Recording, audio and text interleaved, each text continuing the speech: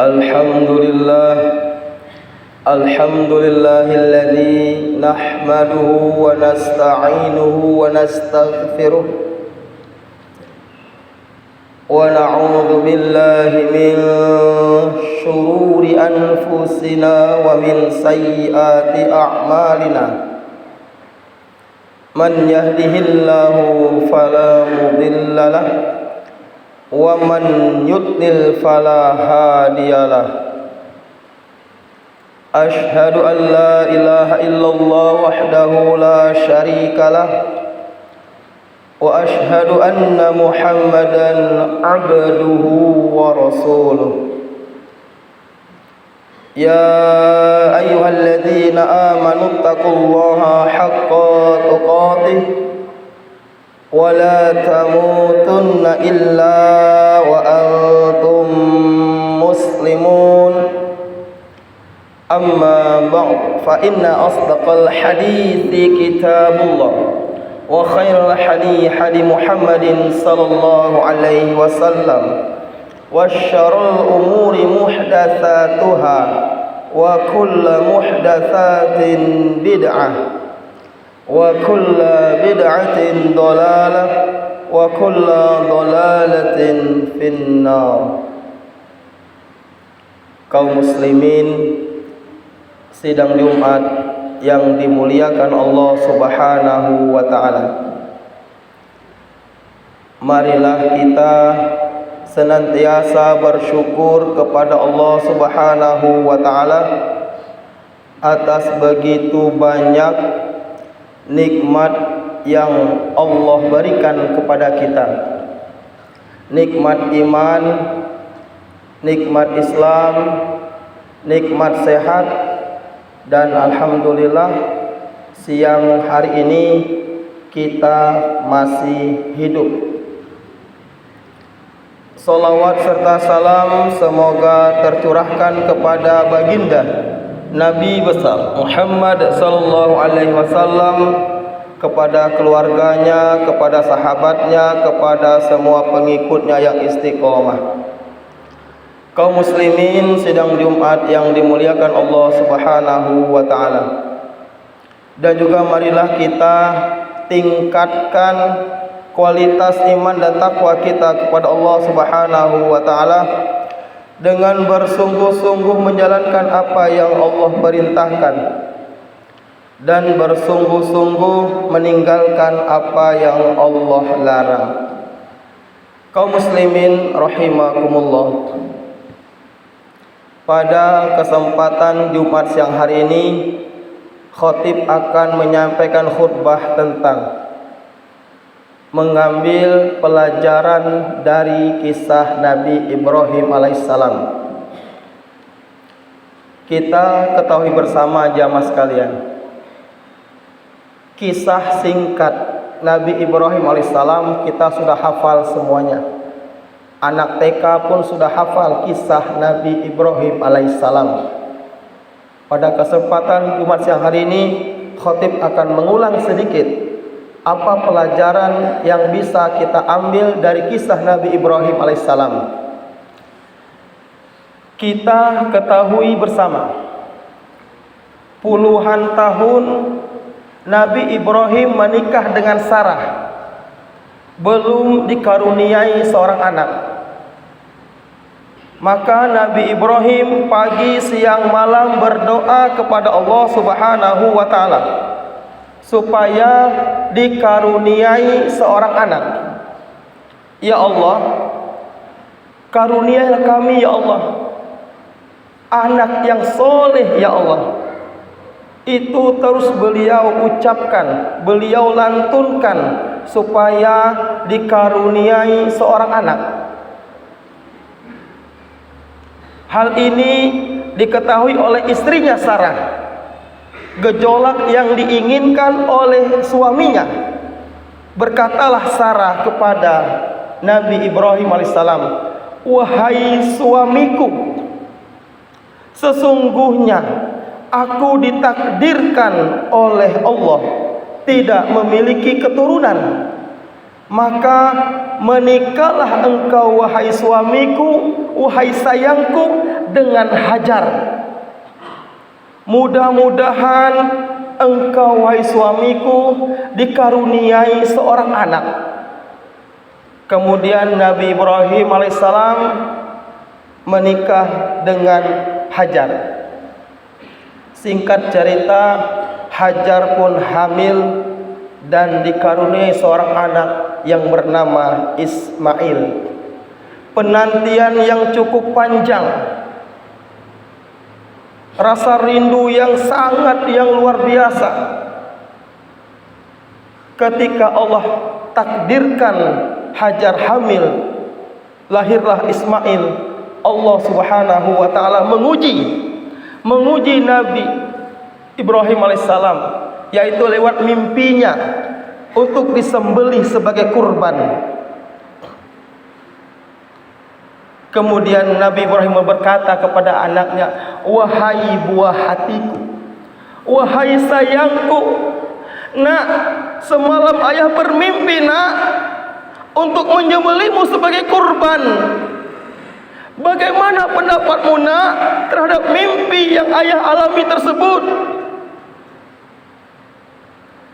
Dengan tegar, dengan tegas, tanpa keraguan, Ismail pun berkata kepada ayahnya, wahai ayahku, jika itu benar perintah Allah, ya laksanakan. Mudah-mudahan engkau mendapatiku dalam keadaan yang tabah dan sabar. Kemudian dilakukanlah penyembelihan, diganti dengan seekor kibas. Orang soleh, jamaah sekalian, mendapat perintah Allah, walaupun rasa rindu yang luar biasa kepada anaknya, lucu-lucunya, bahagia yang luar biasa. Ketika mendapat perintah Allah, sembelih anakmu, sami'na wa ata'na. Kaum muslimin sidang Jumat yang dimuliakan Allah Subhanahu wa taala, kita semua yang hadir di sini merindukan memiliki sosok ayah seperti Nabi Ibrahim alaihissalam. Kita semua yang hadir di sini merindukan memiliki seorang anak yang soleh seperti solehnya Nabi Ismail. Kita ketahui jamaah sekalian, anak dilahirkan ke muka bumi dalam keadaan bersih, suci.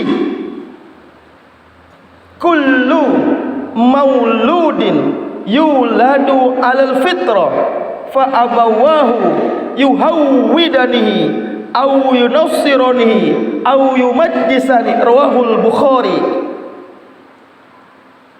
Kullu mauludin yuladu alal fitrah, setiap anak dilahirkan ke muka bumi dalam keadaan bersih. Fa abawahu, maka kedua orang tuanya lah yang menjadikan Yahudi, Nasrani ataupun Majusi. Peran orang tua sangat penting jamaah sekalian. Apakah salah atau soleh, taat atau durhaka, tergantung orang tuanya. Maka peran orang tua, apalagi ayah, sangat penting, leader dalam rumah tangga, dalam membentuk anak yang soleh dan soleha. Orang bijak berkata jamaah sekalian, harta yang paling agung, harta yang paling mulia di sisi Allah Subhanahu wa taala, memiliki anak yang soleh dan soleha.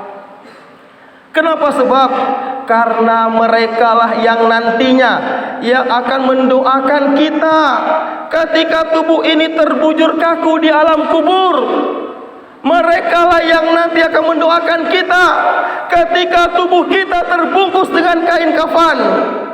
Anak yang soleh dan solehah keluar dari mulutnya, Rabbi ghfirli wali walidayya warhamhuma kama rabbayani shaghira. Ya Allah, ampunilah dosaku ya Allah, dosa ibu bapakku, sayangilah mereka sebagaimana mereka telah menyayangiku sewaktu aku masih kecil. Ketika malaikat ingin menyiksa kita di alam kubur karena begitu banyak dosa kita selaku orang tua, lantaran doa anak yang soleh solehah di dunia ini, tidak jadi malaikat menyiksa tubuh kita yang penuh dengan dosa, yang penuh dengan maksiat. Maka anak aset yang luar biasa. Dijaga anak kita jamaah sekalian, didoakan anak kita jamaah sekalian, karena mereka lah yang senantiasa mendoakan kedua orang tuanya. Apa yang harus kita lakukan jamaah sekalian supaya anak kita soleh seperti solehnya Nabi Ismail alaihissalam? Yang pertama, tanamkan tauhid. Yang kedua, ajarkan Al-Quran. Yang ketiga, perintahkan dia sholat. Yang pertama, anak sejak dini dikenalkan dengan Allah Subhanahu wa taala. Sebagaimana Luqman mengajarkan pendidikan tauhid kepada anaknya. Dalam Luqman ayat 13, wa id qala Luqmanu li banihi wa huwa ya'idhuhu ya bunayya la tusyrik billah inna syirka la dzulmun adzim.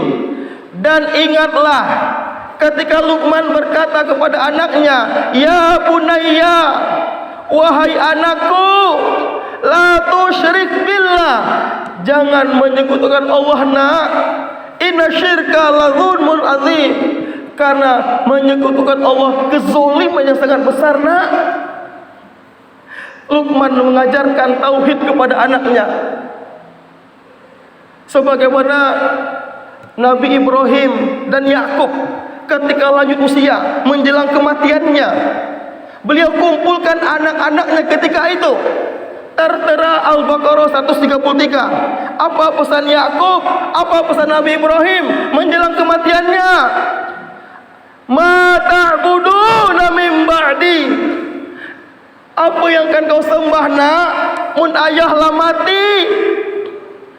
Itu kekhawatiran orang soleh zaman dahulu. Pesannya, apa yang akan kau sembah nak mun ayah lah mati?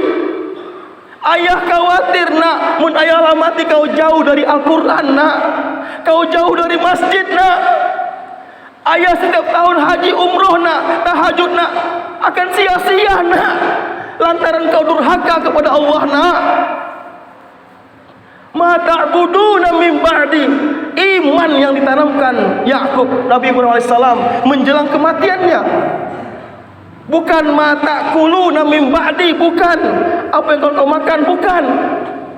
Masalah perut tidak dikhawatirkan orang soleh zaman dahulu. Iman yang dikhawatirkan orang soleh zaman dahulu. Apa yang akan kau sembah nak mun ayah mati nak? Yang pertama tauhid. Kenalkan anak kita kepada Allah Subhanahu wa taala. Kita lihat jamaah sekalian, anak-anak luar biasa sekarang. Mereka disibukkan dengan main HP. Solusi bagi orang tua, masukkan ke pondok pesantren, Pak. Masukkan. Di pondok pesantren tersistem pelajarannya jelas, keilmuannya jelas. Mereka menghafal Quran, menghafal hadis. Tidak boleh memegang HP.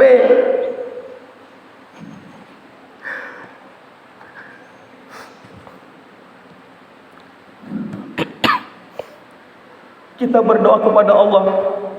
Perjuangan mendidik anak tidak semudah yang kita ucapkan.